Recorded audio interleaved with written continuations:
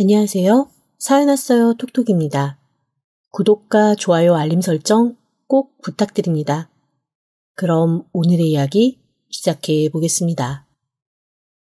저랑 남편은 엄청 우여곡절 끝에 결혼한 커플입니다. 다른 거 없었어요. 정말 평범한 이유, 바로 시어머니 때문입니다. 저희 시어머니가 진짜 유난스러우셨거든요. 남편은 외아들입니다. 형, 누나, 동생 하나도 없고 하물며 친척도 없습니다. 오죽하면 결혼할 때 양쪽 집 아무 곳에서도 오실 수가 없다고 해서 진짜 본의 아니게 스몰 웨딩을 치렀다니까요. 설마 했는데 진짜 이 세상에 남편과 시어머니 둘밖에 없더라고요. 처음에는 친정부모님이 아니 아무리 일가친척이 없다고는 하지만 그래도 친구라도 있고 사촌이라도 있을 법한데 어쩌면 이렇게 전쟁 고아 마냥 한 명도 없냐고 하셨지만 저는 그 말은 아예 남편한테 전하지도 않았습니다. 안 그래도 속상할 것 같은 사람한테 괜히 더 상처 줄 일 만들고 싶지 않았다는 게 제 마음이었어요. 사실 스몰 웨딩을 하면서도 참 민망했습니다. 남편 쪽에서 아무도 오지 않으니 저희 집 식구도 많이 올 수가 없잖아요. 친척들이 아니 무슨 결혼식을 그렇게 스파이 모임하듯이 몰래 하냐고 우리가 가서 뭐 깽판이라도 치냐고 험한 소리 하시는 분이 있을 정도로 저희도 진짜 아무도 부르지 않았습니다. 제 결혼식은 저와 제 여동생, 엄마 아빠, 그리고 시어머니와 남편 이렇게 참여한 게 전부였어요. 웨딩드레스 입는 것도 민망해서 그냥 하얀 원피스 입고 앉아서 식사하고 끝냈습니다. 나중에 지인들과 회사 사람들, 친인척들한테는 축의금도 받지 못한 채 결혼했습니다라는 말과 함께 오히려 선물을 보내느라고 돈은 돈대로 들고 수금은 못하고 아주 난리도 아니었습니다. 솔직히 아무리 스몰 웨딩 하지만 우리나라 결혼이 어디 그런가요? 서로 적당히 다 주고받는 문화가 있기 마련인데 저는 진짜 그 누구도 하지 않은 진정한 스몰 웨딩을 했던 셈입니다. 사실 그것 때문에 결혼 전에도 몇 번 남편과 트러블이 있었지만 사실 문제는 그 이후 결혼을 한 다음부터 더 커졌어요. 시어머니가 세상 하나밖에 없는 피부치인 남편에게 집착하는 게 정말 보통이 아니셨거든요. 그런데 저도 또 성질이 그냥 참고 넘어가는 성질은 아닙니다. 그때마다 남편을 드자비하고 시어머니한테 못된 며느리 소리 들을 거 각오하면서 들이받으면서 살았고 결혼 후 3년 정도 지났을 때 비로소 평화를 찾았습니다. 제가 시어머니의 길을 누르기 위해 했던 행동들을 주변 사람들이 들으면 진짜 저한테 천하의 기센 며느리라는 얘기를 엄청 많이 해요. 남편의 전화기에서 아예 시어머니 번호를 차단해 버린 적도 있었고요. 시어머니가 무작정 찾아오셨을 때 끝까지 집 대문을 열어주지 않고 남편한테 문 여는 순간 너는 나랑 이혼이다 라면서 이혼서를 현관 앞에 놓고 대치한 적도 있었습니다. 물론 제가 심했다는 걸 인정합니다.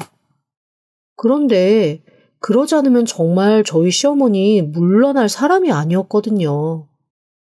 아니 누가 밤 11시에 무서운 꿈 꿨다고 자기 혼자서 도저히 못 자겠다고 같이 와서 자달라고 장가간 아들한테 전화를 합니까? 그것도 1시간 거리에 살고 있는 아들한테 말이죠. 이거는 초장부터 완전히 단단히 버릇을 좀 제대로 드려야겠다라는 생각이 들어서 제가 아주 작정하고 시어머니와 기싸움을 했습니다. 그렇게 3년 뒤 저는 결국 이겼어요. 시어머니가 아예 대놓고 앞으로 너희 삶에 일절 참견하지 않겠다. 나도 좋은 사람 만나서 연애할 거다 라고 선언하셨거든요. 시어머니가 그렇게 마음을 바꾼 것을 알고 의외로 남편도 엄청 좋아하더라고요. 사실 주변에서 그런 말이 많았거든요. 손뼉도 마주해야 소리가 난다며 어머니 혼자 그러는 거는 아닐 거라는 말이었죠. 야, 내가 볼 때는 네 남편도 똑같은 사람일 것 같은데 기분 나빠하지 말고 들어.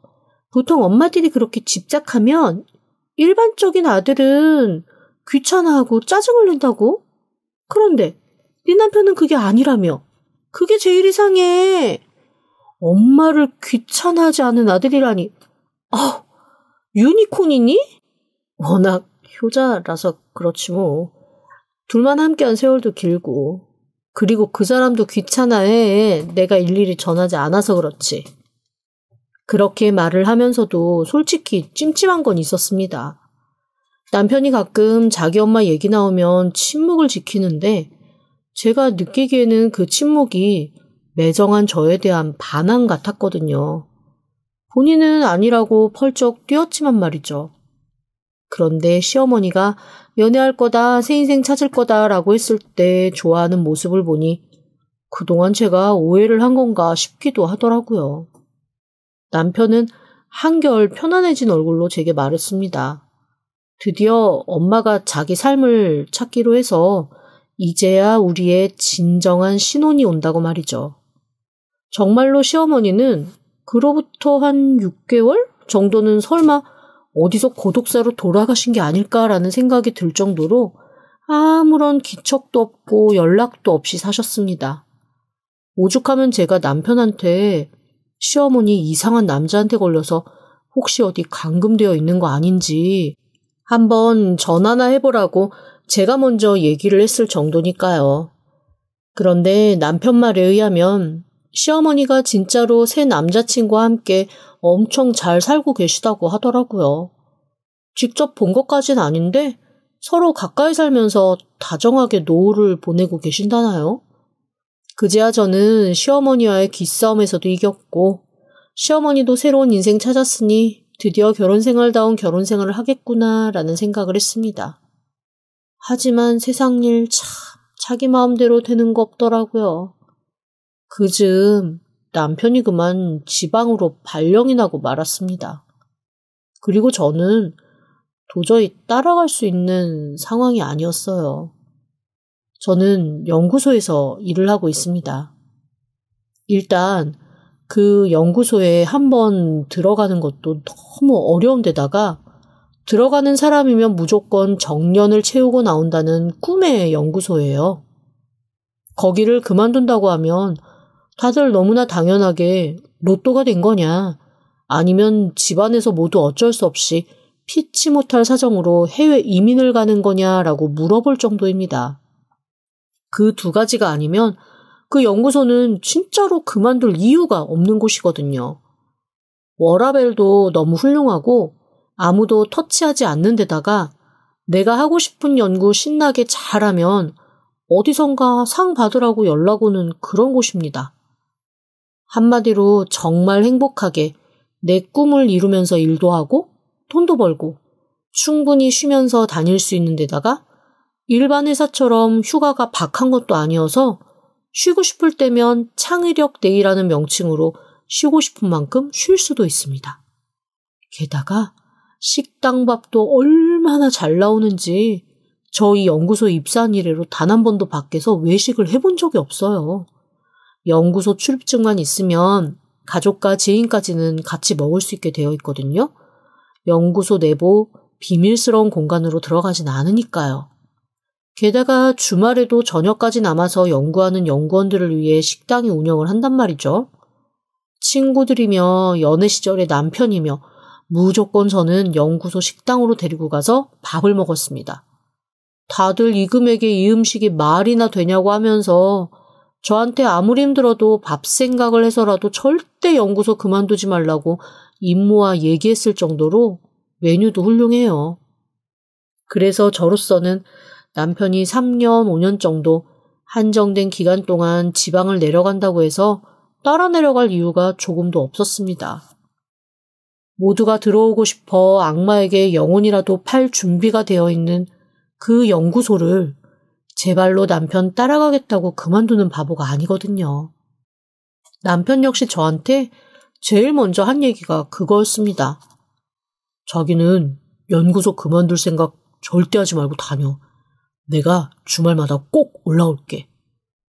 거기 대중교통도 별로 안 좋고 주말에 올라오려면 차로 운전만 3시간 반인데 그거 힘들어서 어떻게 하려고 그래. 에이, 사랑의 힘으로 다 할 수 있어. 금요일 저녁에 올라오든가 아니면 토요일 새벽에 올라오든가 해서 어쨌건 주말은 자기랑 보내야지. 우리 이제서야 간신히 즐거운 신혼생활 맞이한 건데. 처음에 남편이 그렇게 얘기했을 때도 반은 믿고 반은 믿지 않았습니다. 본인 나이도 있고 몸도 힘든데 어떻게 매주 올라오겠나 싶었거든요. 그런데 그런 제가 너무 미안해질 정도로 남편은 정말 지극정성으로 집에 올라오기 시작했습니다. 그리고 주말 내내 진짜 저와 꼭 붙어서 한시도 떨어지지 않아 오히려 제가 주말에 피치 못할 일정이 생겨 남편을 혼자 두게 되면 그게 미안해서 안절부절 못할 정도로 남편은 지극정성이었어요. 게다가 어머님을 한 번도 찾아가 보지 않고 파견 나가 있는 그 동안 내내 주말에 저만 와서 보더라고요. 오죽하면 제가 망설이다 남편에게 이렇게 얘기했습니다. 저기 한 번쯤은 어머님한테도 좀 가고 그래. 당신 지금 일하는 데서 어머님 사시는데도 여기 오는 것만큼 시간 걸리지? 그렇지. 내가 딱 가운데고 엄마 사시는 곳은 여기랑 완전 정반대지. 그런데 피 같은 주말 일주일에 한 번 내 색시 보는 건데 당연히 자기 보러 와야지. 엄마야 뭐 영상 통화해도 되고. 아니 그래도 어머님이 아들 하나 보고 사셨는데 그건 좀 아니지 않아? 내가 어머님한테 기싸움 한 건 기싸움 한 거고 당신까지 그러면 안 될 것 같아. 그러니까 한 달에 한 번 정도는 가서 어머님 뵙고 와. 나 괜찮으니까. 아니야. 오히려 지금 내가 자꾸만 엄마 들여다보면 엄마가 다시 이상한 거 기대하면서 버릇 더 나빠져. 아예 이렇게 정해졌을 때 거기에 익숙하게 두는 게 나을 수도 있어. 남편은 생각보다 단호하더라고요.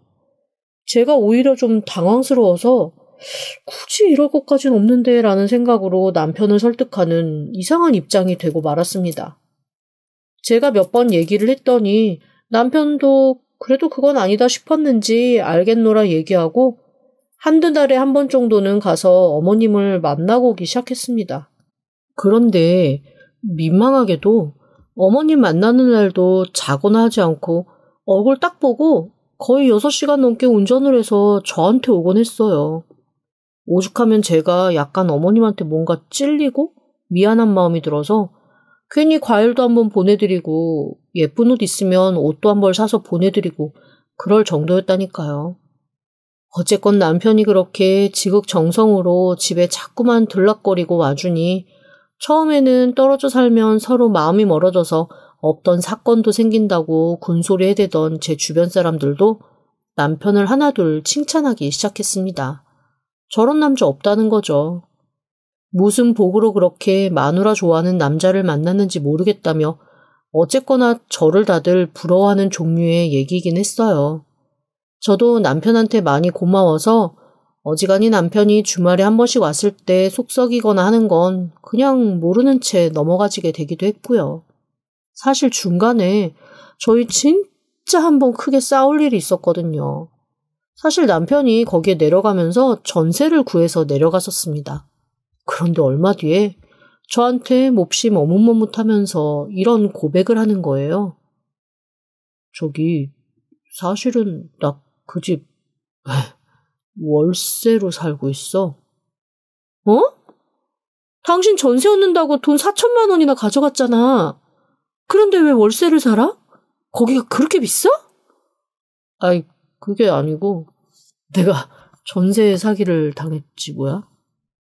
뭐라고? 아니 어쩌다가? 그리고 그걸 왜 이제 말해? 그러면 이때까지 계속 월세로 돈을 내고 있었던 거야? 그래서 당신 그렇게 맨날 돈이 없다 그랬던 거야? 미안해. 어떻게든 혼자 해보려고 했는데 월세가 거기가 그렇게 싼 편은 아니어서 내가 이때까지 이제 혼자 버틸 만큼 버티긴 했는데 더 이상은 좀 힘들 것 같아. 그래서 말인데 앞으로 자기가 조금만 나를 도와주면 안 될까? 얘기를 듣는데 기가 탁 막히더라고요. 아니, 전세 사기를 당한 것도 어이가 없는데 저한테 소위 말해 자기 먹고 살 돈을 좀 해달라는 거잖아요. 사실 제가 연구소에서 받는 돈이 생각보다 큽니다. 그래서 저희 집은 살림하는 대부분의 비용은 제가 버는 것에서 쓰고 남편은 딱 저희 노후를 위한 돈 모으는 거, 그리고 어느 정도 어머님한테 생활비 보태드리는 거, 그리고 자기 용돈 그 정도만 하고 있어요. 그나마 생활비도 대부분 제가 내고 있는데 남편이 자기 월세 내야 되는 돈까지 조금 보태달라고 하니까 기가 탁 막히면서 어이가 없더라고요. 하지만 어쩌겠습니까? 얼굴이 파리해서 왔다 갔다 하느라 있는 대로 힘든 얼굴 보이면서 전세 사기 얘기를 어렵게 꺼내놓는데 거기다 대고 제가 또 뭐라고 막 퍼붓기도 애매하고 그래 너도 힘들겠다라는 안쓰러운 마음도 들고 일단은 알겠노라 했습니다. 그날 이후에 저는 마치 대학생 아들 키우는 엄마의 심정으로 남편의 월급에서 생활비를 받기는커녕 오히려 30만 원, 40만 원씩 월세 낼 돈을 보태주기 시작했어요. 남편이 박봉인 직업이기는 하지만 이렇게까지 다 사기로 말아먹고 한 푼 없는 삶이 될 거라고는 사실 상상도 못했죠. 더더욱 연구소를 그만두면 안 되겠다라는 생각에 저는 저대로 또 일에 매진을 했습니다. 그렇게 몇 달 정도 지났더니 매주 주말 충실히 집에 오던 남편도 조금씩 꾀가 나는 것 같더라고요. 솔직히 말하면 저도 그랬습니다. 이게 사람이 든자리 난자리라는 말이 있잖아요. 처음에 남편이 집에 없을 때는 그 없는 것 자체가 조금 허전하기도 하고 심심하기도 하고 보고 싶기도 하고 혼자 있는 집이 너무 넓어서 낯설기도 하고 그러더니 남편이 없는 게 익숙해지다 보니까 이제는 오히려 남편이 집에 있는 게 제가 조금 불편해지더라고요. 제가 이런 경험을 사실 결혼하고 나서도 했거든요. 평생 저랑 같이 살던 엄마 아빠인데 희한하게 결혼하고 나서 친정을 가면 그렇게 불편한 거예요. 어쩐지 내 집 아닌 것 같고 빨리 내 집 가고 그게 되게 이상하더라고요. 제가 신혼집에서 살았던 세월이 엄마 아빠하고 살았던 세월의 100분의 1도 안 될 텐데 그래도 내 집이라는 게 그렇게 영향을 끼치는구나라는 걸 그때도 한번 깨달은 바가 있었습니다. 그런데 이번에도 마찬가지더라고요. 그 사람 없이 제가 일주일 내내 지내다가 주말이 오면 그렇게 남편이 손님 같고 불편하게 시작했습니다. 남편도 저랑 마찬가지였던 모양이에요. 어느 순간부터 슬슬 이번 주에는 회사에 업무가 많아서 못 간다 그러고 안 오고 이번 주에는 컨디션이 좀 안 좋다고 안 오고 또 한 주는 자기가 너무 왔다 갔다 하는 게 힘드니 중간에서 보자고까지 얘기를 하더라고요. 그런데 또 제가 중간으로 내려가는 건 귀찮아서 싫은 거 있죠. 이게 얼굴을 안 보면 점점 마음도 멀어진다더니 맞나보다라는 생각을 하면서 처음 한두 번은 억지로 중간 지점까지는 가서 둘이 데이트하듯 만나기도 하고 놀기도 했습니다. 그런데 그것도 시간 지나니 또 안 하게 되더라고요. 그렇게 저희는 어느새 한 달에 한 번 정도 그냥 마지못해 만나는 그런 사이가 되고 말았습니다. 그런데 이게 편하다는 마음이 들면 들수록 제 마음 한구석에서는 이래선 안 될 것 같다라는 위기감도 들더라고요. 결국 저는 남편에게 진지하게 아무리 힘들어도 다시 일주일에 한 번씩은 서로의 공간에서 만나보도록 하자라는 제안을 했습니다. 남편도 제 얘기를 듣고 일단은 알겠노라 수긍을 하고 제가 내려가는 건 너무 비효율적이고 힘드니까 그냥 자기가 예전처럼 올라오겠다 얘기를 하더라고요. 그렇게 또 몇 달 남편이 충실히 집을 들락거렸습니다. 그런데 계속 남편만 힘들게 오르내리는 걸 보니까 제 마음 한구석에 안쓰럽다라는 생각이 드는 거예요. 그래서 어느 날은 제가 일정이 있어서 남편이 올라와도 같이 놀아줄 수 없을 것 같다라는 얘기를 하고 혼자 남편을 보러 서프라이즈로 내려가기로 했습니다. 남편이 항상 저한테 가졌던 불만 중에 하나가 왜 당신은 다른 여자들처럼 자기를 깜짝 놀라게 하는 이벤트 같은 거 안 하냐는 거였거든요. 제가 연구소 다닌다고 했잖아요. 뼛속까지 이과 여자란 말이죠. 그런 로맨틱한 거 사실 잘 하지도 못하고 해야 될 이유도 솔직히 모르겠습니다. 그래서 남편이 그렇게 이벤트 얘기를 했을 때도 한 번 이벤트스러운 걸 해준 적이 없는데 그래, 이참에 이벤트나 한번 해주자라는 생각이 들더라고요. 그래서 꽃다발에 남편이 좋아하는 잡채 동태전에 바리바리 해가지고 몰래 내려갔습니다. 남편에게 전화를 했죠. 그랬더니 막 잠에서 깬 듯한 녹적지근한 목소리로 전화를 받더라고요. 아무렇지도 않게 어디 있냐, 뭐하고 있냐 그랬더니 그냥 집에서 쉬고 있다고 하대요. 제가 5분 거리에 있는 거는 전혀 눈치채지 못했죠, 당연히. 그래서 저는 그래 그러면 푹 잘 쉬고 있어라 라는 얘기와 함께 전화를 끊고 남편을 깜짝 놀래킬 준비를 하기 시작했습니다. 그리고 살금살금 남편의 집 앞으로 가 비밀번호를 눌렀어요. 삐삐삐삐. 번호를 열고 철컥 문을 여는 그 순간 저는 안에서 들려오는 소리에 너무나 깜짝 놀라 우뚝 서고 말았습니다. 자기야, 자기랑 이렇게 평안하게 있으니까 너무 행복하다. 나는 너랑 이렇게 둘이 살 수 있어서 진짜 너무 행복하고 좋아. 머리가 어질어질했습니다. 저도 모르게 슬그머니 뒷걸음질을 쳐서 밖으로 나왔어요. 다리에 힘이 풀려서 아무것도 못하겠더라고요. 그냥 무작정 나와 아파트 화단에 주저앉았습니다. 제가 너무 파리한 낯빛으로 앉아있다 보니 지나가는 할머니가 걱정이 되셨는지 다가오시더라고요. 아이고, 괜찮아요? 119 불러줄까? 아니요, 괜찮습니다. 잠깐 다리가 좀 풀려서요. 아유, 누구네 집에 놀러 왔어요? 아, 이 동네에서 본 얼굴은 아니네. 아, 네. 잠깐 좀. 이 동네 오래 사셨나 봐요. 아, 오래 살았지. 이 동네에서 내가 모르는 사람이 없어. 할머니의 목소리에서는 어딘지 모르게 살짝 자부심이 엿보였습니다. 왜 그런 사람들 있잖아요. 동네 토박이라 모르는 거 없다는 사실이 하나의 프라이드가 되는 사람이요. 그래서 슬그머니 그 할머니에게 물었죠.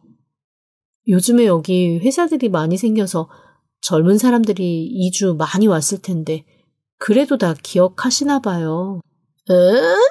아이, 회사가 생기긴 무슨. 있는 회사도 다 나가는 판에. 그리고 이 아파트는 지난 몇 년간 이삿짐차가 들어온 적이 한 번 있구나. 그 연상연하 커플이 얼마 전에 이사 들어오긴 했네. 요 위에 살 텐데. 순간 눈앞이 까매졌습니다. 그 연상연하 커플 중 연하를 담당하고 있는 남자가 제 남편이라는 확신이 확 올라오더라고요. 그때부터 또 숨이 쉬어지지 않아서 헉헉거렸더니 그 할머니가 이상하다는 듯 저를 보다가 화들짝 놀라서 물어보셨습니다. 설마 그 집이랑 관련 있는 거? 그런 거야? 저는 아무 대답도 못하고 눈물만 흘리며 고개를 끄덕였습니다. 눈치 빠른 할머니는 한숨을 푹 쉬며 저를 바라보다가 갑자기 제 등짝을 훅 내려치셨어요. 깜짝 놀랐죠. 왜 그쪽에 여기서 그렇게 눈물을 빼고 있어? 진짜 본처 맞아? 네. 여기로 발령나서 내려왔거든요. 안 그래도 놀래주려고 갑자기 왔는데 안에서 여자 목소리가 들려서 그냥 나왔어요. 아이고, 못났네, 못났어. 확 들어가서 머리 끄댕이를 잡아 내동댕이를 쳐도 모자랄 판에 여기서 울고 있어? 들어가. 아니면 내가 같이 가줘?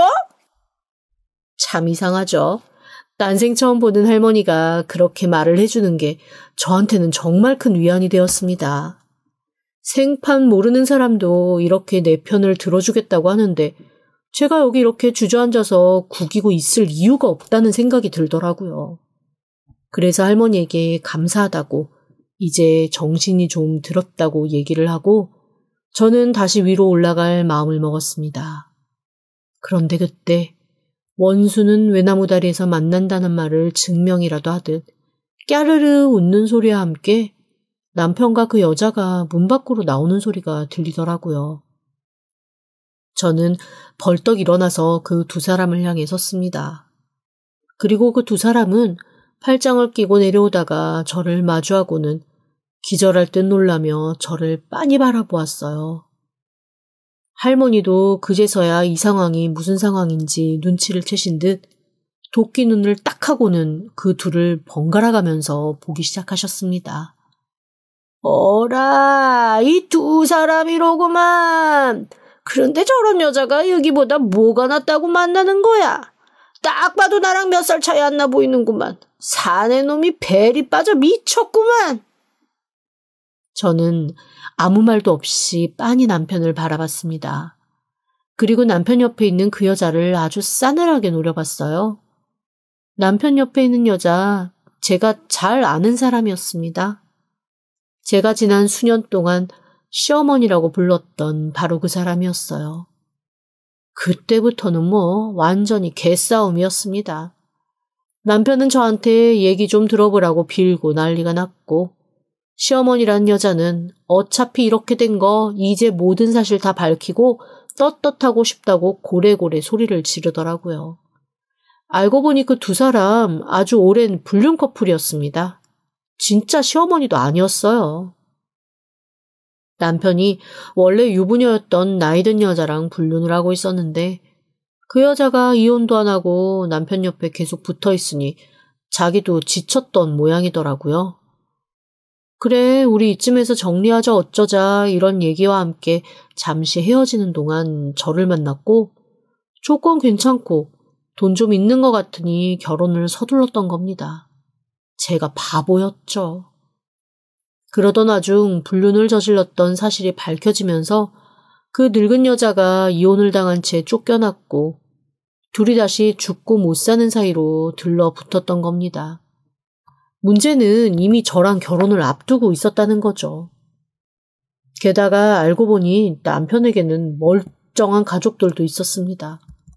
그 가족들은 남편이 나이든 여자와 불륜을 저질렀다는 사실로 손절하고 살았을 뿐 어머니, 아버지, 누나의 남동생까지 있는 사남매의 셋째였더라고요. 불륜녀는 끊어내지 못하겠지. 당장 저와 결혼하기로 하고 집도 받은 거 있지, 차도 받은 거 있지, 여튼 받은 게 많으니 그냥 저와의 결혼을 끌고 가기로 한 겁니다.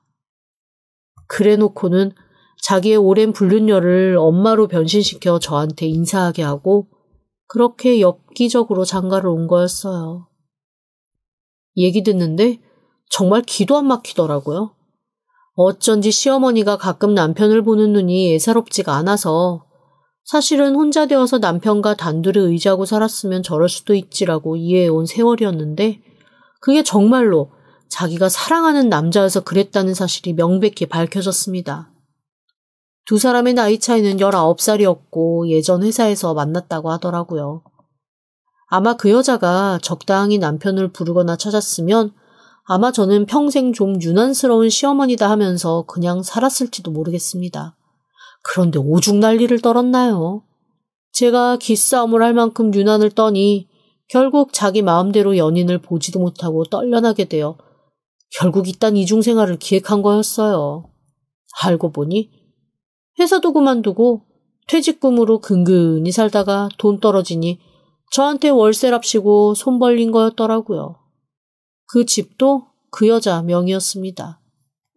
결국 제가 준 돈, 지금껏 모았던 돈 모두 두 불륜 커플의 생활비와 유흥비로 탕진된 거죠. 저는 지난 제 세월이 너무나 억울했고 이때까지 남편에게 투자한 것도 다 회수하고 싶어졌어요. 그래서 결국 이혼 소송을 진행했습니다. 어차피 결혼도 속아서 한 거였고 제가 훨씬 더 많은 재산을 가지고 와서 이 살림을 꾸렸으니 저로서는 더 이상 이 결혼 생활을 유지할 이유가 없었으니까요. 법에서도 제 편을 들어주었고 저는 할 수 있는 소송이란 소송은 다 했어요. 그리고 남편의 주변 사람들에게도 다 소문을 냈습니다. 그제야 왜 그렇게 스몰 웨딩을 고집했는지, 그리고 친구 하나 없는 삶을 살고 회사 사람들하고도 그다지 교류가 없었는지 다 알게 되었습니다. 이미 불륜 사건으로 어지간한 지인들과는 관계가 한번 싹 정리가 된 판이었더라고요. 뒤늦게 알아보니 불륜 때문에 식구들하고 손절한 건 당연했고 오랜 친구들하고도 관계가 끊겨서 사람 취급 못 받고 있다는 사실을 알게 되었습니다. 뭐 늦게나마 저도 알았으니 다행이죠. 저는 남편에게, 아니 전 남편에게 그동안 제가 들였었던 돈까지 싹 위자료로 받아내고 손해배상 청구도 했습니다. 그리고 시어머니라고 알고 있었던 그 여자한테도 손해배상 청구를 진행하려고 준비 중이에요. 자기는 잘못한 게 없다고 버팅기는 그 못된 심보를 단단히 뒤집어 엎을 요량이랍니다.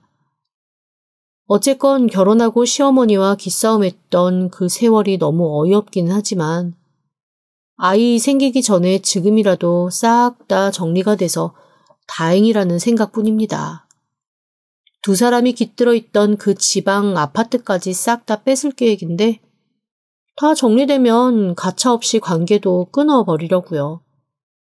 사실 자존심도 좀 상하고 우울하기는 하지만 그래도 최대한 열심히 기운을 내보려고 합니다. 적어도 악인의 말로는 제대로 봐야 하니까요. 지금까지 들어주셔서 감사합니다. 구독과 좋아요, 알림 설정은 사연왔어요 톡톡에게 큰 힘이 됩니다. 지금 바로 구독 부탁드립니다. 그럼 다음 사연으로 또 찾아오겠습니다. 감사합니다.